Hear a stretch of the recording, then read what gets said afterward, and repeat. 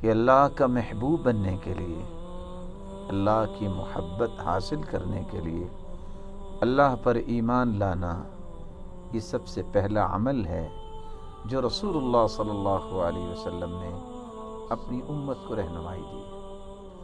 اور صحیح مسلم کی اس روایت کے اندر جو دوسرا عمل بیان کیا گیا ہے، اللہ پر ایمان لانے کے بعد صلہ رحمی کرنا، رشتہ داروں سے اچھا سلوک کرنا، یہ وہ ایسا عمل ہے جس سے انسان اللہ کا محبوب بنتا ہے۔ رسول اللہ صلی اللہ علیہ وسلم نے اس کے بارے امت کو رہنمائی بھی دی ہے کہ رشتہ داروں کے ساتھ تمہیں کیسے اچھا سلوک کرنا ہے۔ صحیح بخاری اور صحیح مسلم کی روایت ہے، رسول اللہ صلی اللہ علیہ وسلم نے فرمایا، جس شخص کو اس بات کی خواہش ہے کہ اس کی زندگی بابرکت بن جائے اور اس کے مال و دولت میں فراوانی آ جائے، اس کو چاہیے کہ وہ رشتہ داروں سے اچھا برتاؤ کرے، صلہ رحمی کرے۔ تو رسول اللہ صلی اللہ علیہ وسلم نے رشتہ داروں کے ساتھ اچھا برتاؤ کرنے کے عمل کو اللہ کا محبوب عمل کہا۔ لیکن اگر کوئی رشتہ داری کو توڑتا ہے تو اس کے بارے میں بہت بڑی وعید ہے۔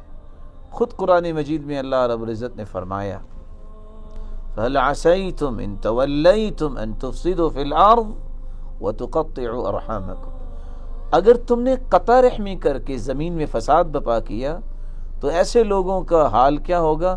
أُولَئِكَ الَّذِينَ لَعَنَهُمُ اللَّهُ، یہ اللہ کی رحمت سے دھتکارے ہوئے ہیں۔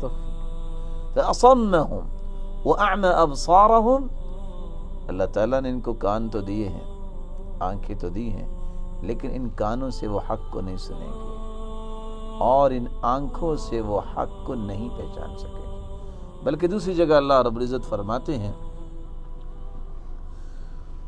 وَالَّذِينَ يَنقُضُونَ عَهْدَ اللَّهِ، وہ لوگ جنہوں نے اللہ سے عہد و پیما کیے پھر اس کو توڑ دیتے ہیں۔ وَيَقْطَعُونَ مَا أَمَرَ اللَّهُ بِهِ أَن يُوصَلَ، اور جن رشتہ داریوں کو جوڑنے کا اللہ نے حکم دیا وہ توڑ دیتے ہیں اور پھر وہ زمین میں فساد برپا کرتے ہیں۔